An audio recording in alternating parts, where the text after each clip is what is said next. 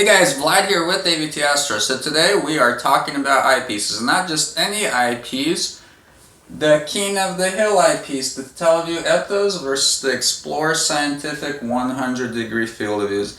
Both very popular options for those hyper wide field of view eyepieces. You might be, thinking of deciding between the two.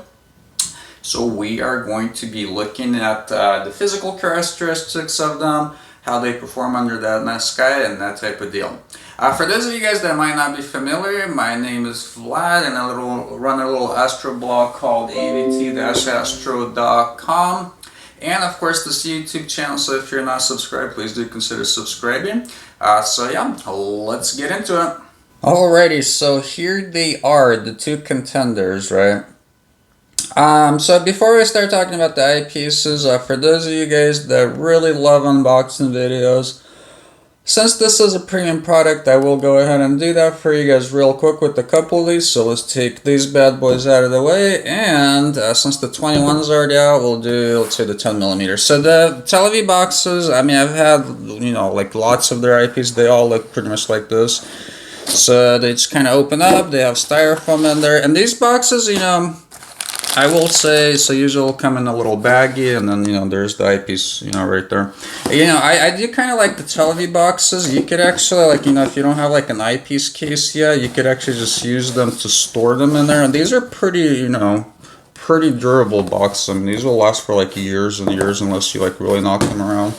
So this is what all the TeleVue boxes look like, really, with no matter what line of eyepieces you do. Explore Scientific, I've seen two types of boxes from them. I've got them both represented here.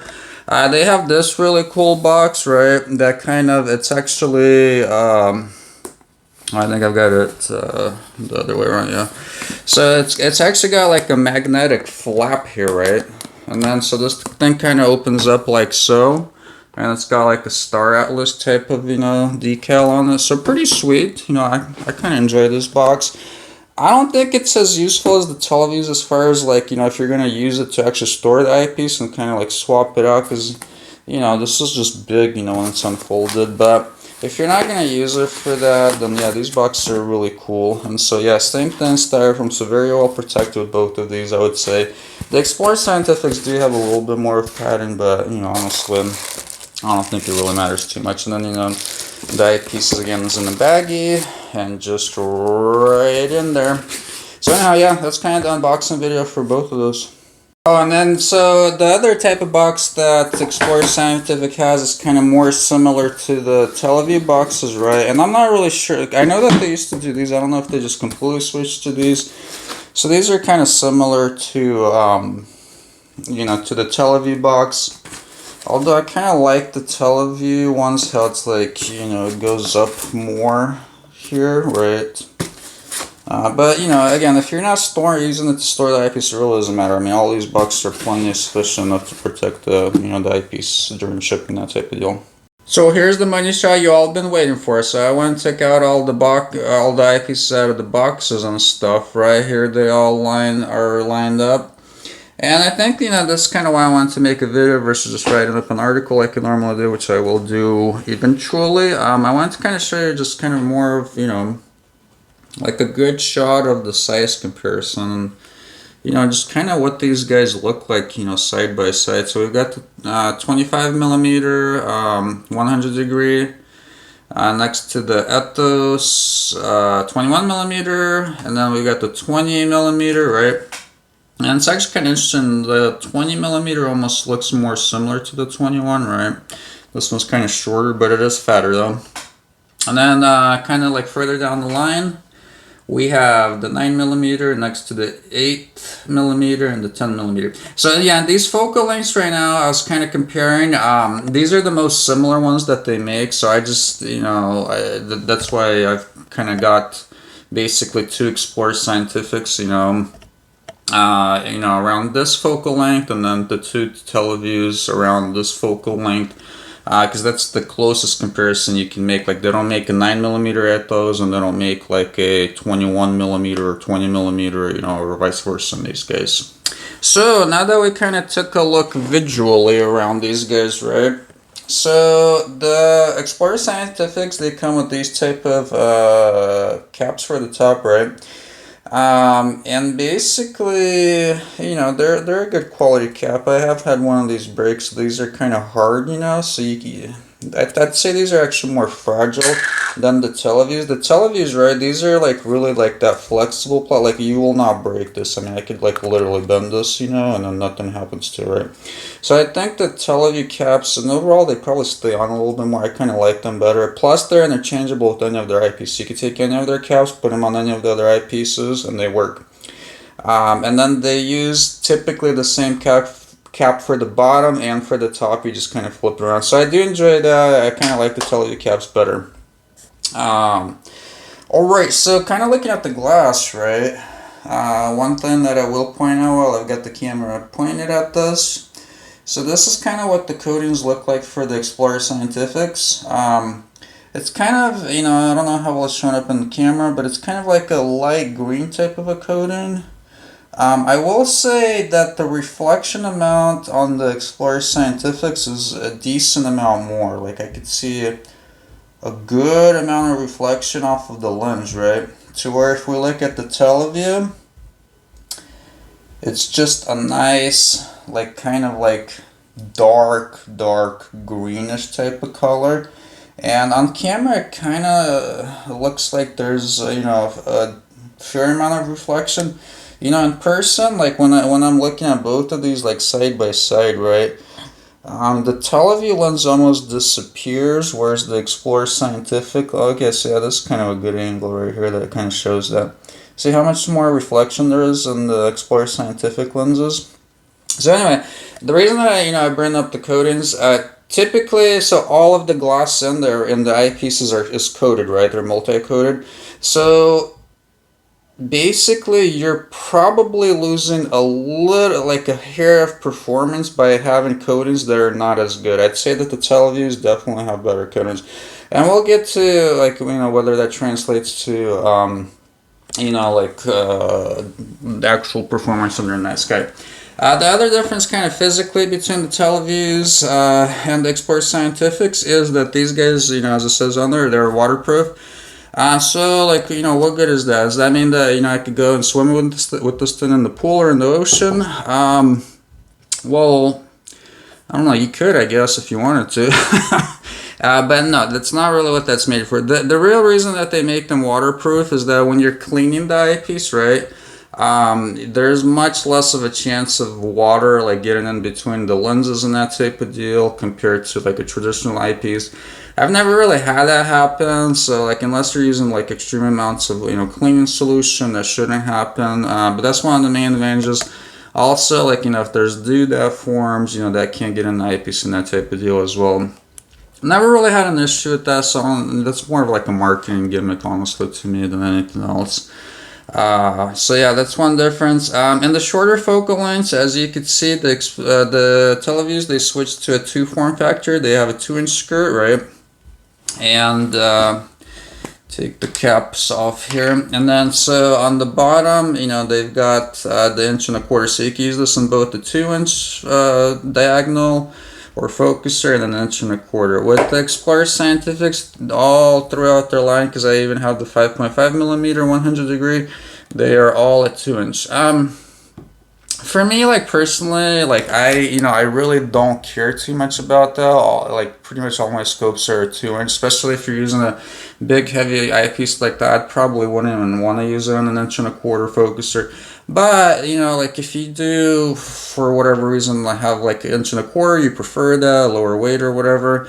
I mean, that could be a big advantage too, is that they do have the 1.25 inch versus the Explorer Scientifics are just purely a 2-inch. Alrighty then, and then so if you're curious about weight, because all of these are pretty big heavy eyepieces, so if you've got a smaller like APO scope that you're using them with, weight might be kind of a big consideration for you. Let's throw these on the scale just real quick. So this is the 25 millimeter.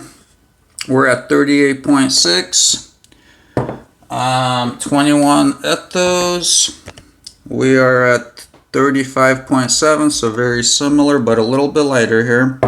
Next up, we've got the 20, which is at 33.9, so this is actually a little bit lighter still. And then so in the smaller focal length, so we got the 10 there, and that is at 18.2. And that 9mm is going to be at 23, so this is actually a fair amount heavier than the 10mm. And then the 8mm, 15.3. And these are all in ounces, by the way. Alrighty guys, now that we got all the physical stuff out of the way, you know, you kind of saw the eyepieces, saw what they weigh, so how do these guys actually perform under the night sky? Well, that's a really good question. I'll start kind of from the comfort factor of observing with these guys. Overall, the eye relief is pretty similar on these. It's listed at I think around 14mm or so on, you know, most of these guys, like, you know, around that range. You know, I really don't know how the manufacturers calculate the eye relief on these guys, because with all of these, any 100-degree field of view eyepiece that I've tried, I mean, my eyeball is literally like I have to be literally like this close to see the entire field of view. So I mean, the eyepiece, as you can see, it's touching my face, right? So there is no eye relief to see the entire field of view. Now, I go to star parties quite a bit, and I see people doing this all the time, right? They'll have their 100-degree field of view eyepiece. I mean, look at how tall this eye cup is. I mean, this is probably like 15mm, right? And they're using their eyepiece like this. You know, just do this, like if you have one of these, or like, you know, like checking one of these out, just do this for yourself, okay? During the day, pick up your eyepiece and have the eye cup up and look through it. Can you see the whole field of view all at once? Can you see the entire field stop? You cannot. It's impossible, okay? You have to be way closer than this. Like the eye cup is preventing me from getting close enough to see this. So I don't know how they calculate it. If you want to actually experience that full 100-degree field of view, the eye relief is non-existent, okay? So you're literally right up to the eye cup, and that's the exact same thing with, you know, the Ethos. I mean, you're like literally, you know, like, again, my face, like for me to see the entire field stop, right? I mean, I'm touching the outer rim of the eyepiece with the eye cup down. So anyhow, to kind of conclude the whole eye relief deal, they're all very short to see the entire field of view. Now, if you're one of those people that likes to kind of like check out different, you know, parts of the field of view by moving your eyeball around, then, you know, that's different, and, you know, the eye relief can get a little bit or quite a bit longer, really. But with that, when you're doing that, you're only seeing like 60% of the field of view. So honestly, like if you're kind of one of those people that just likes to look around, that's totally cool. You're not really experiencing the full 100-degree field of view. I encourage you, strongly encourage you, if you have one of these eyepieces, if you buy one of these eyepieces, try to use it with the eye cup down, okay? You gotta get really close, and then you see that whole field of view. Alright, now with my sermon done, and as far as the eye cups are concerned, right? How do these guys actually perform, like, you know, just kind of comparatively overall under the night sky? I would summarize the performance to be more similar than different, actually very, very similar. If you have a slower scope, what do I mean by a slower scope? Well, all telescopes have a focal ratio, right? It'll be like an f7 or f8 or f5 or whatever it is, right? So if your scope is slower, I would say probably an f7 or slower. Maybe an f6 would be kind of like the boundary point, but definitely an f7 or slower. These guys all really, I mean, you'd have to like really sit there and just really nitpick, you know, to try to see any type of a difference. Now, in a faster telescope is where the big difference is. So if your scope is faster than an f6 especially, like a fast Dob, like most Dobs are like an f5 or faster, or if you have like a fast refractor, you know, that's let's say like an f6.5 or faster. The big difference between these guys is that the TeleVues are much more better corrected in the outer portion of the field of view. So basically, I would say the last, especially like 20% of the field of view, right?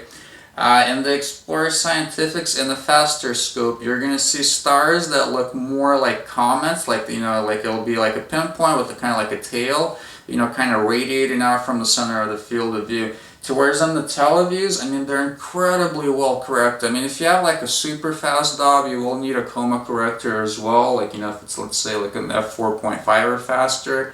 But just generally speaking, these are better corrected in the outer portion of the field of view. I mean, stars just look, just insanely, amazingly sharp all the way to the edge.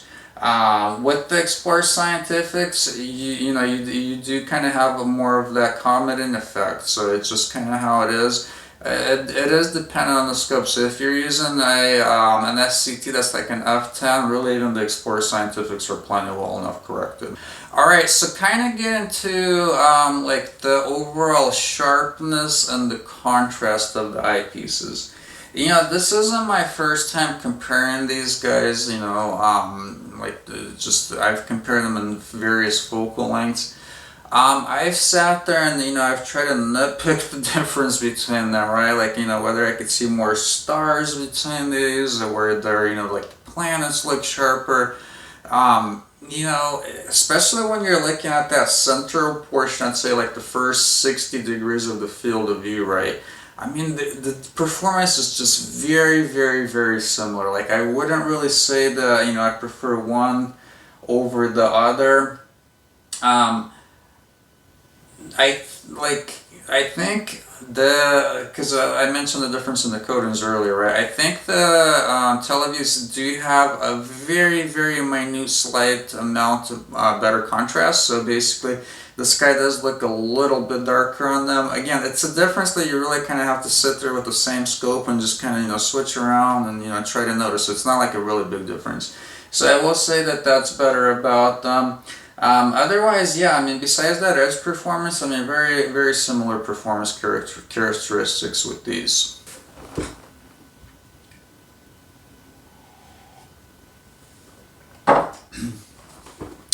Alright, as you saw, the coffee had to come out. I had to get a little bit more of an energy boost here. But anyhow, so which ones, would I recommend, you going with? It used to be to me a pretty easy decision, right? So I personally have a set of the Explorer Scientific. Those are my primary eyepieces. So you'd ask, why is that? Well, back in the day when I bought them, right, the Explorer Scientifics used to be quite a bit less expensive than the Ethos, like a lot less expensive. I think they were like a third of the price or something like that. These days, unless you catch them on sale, because Explorer Scientific does have sales on them every so often, they're priced like almost the same, like, with the Ethos. They're really close in price.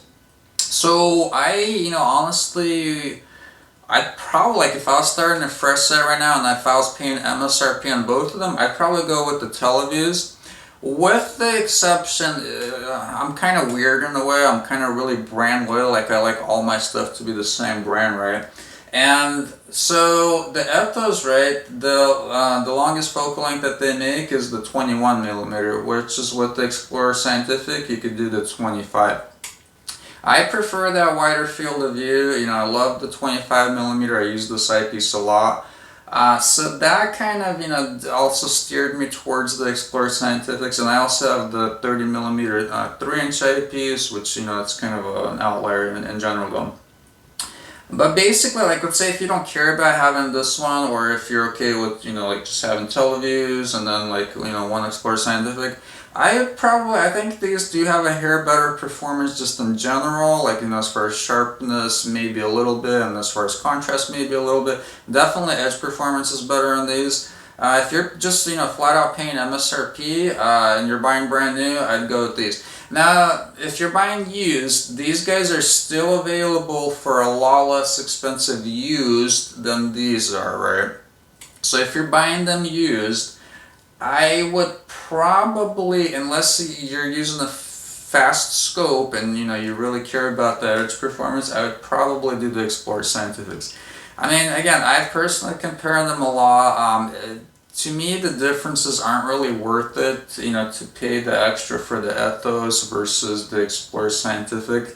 Again, that's going kind of by the old pricing structure, or if they're on sale, or if you buy them used. If you're buying them brand new at MSRP, then that's not really the case.